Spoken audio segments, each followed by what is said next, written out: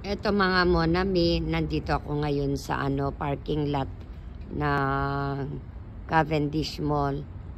O makikita nyo ang nakaparking ako dito. O makikita nyo ngayon ang ng kapaligiran, nag-i-snow. Okay. Ngayon na naman na nag-snow.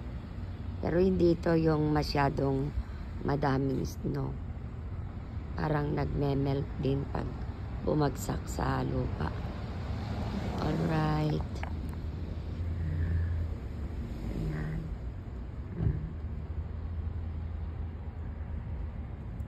Dito ako ngayon sa labas ng bangko.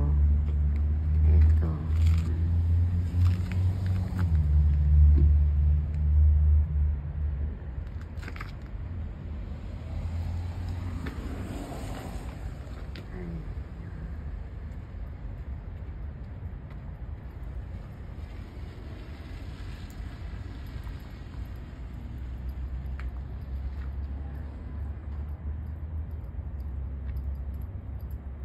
Ito ngayon yung ground.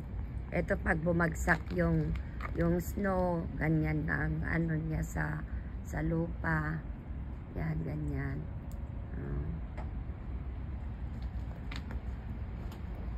Alright mga monami.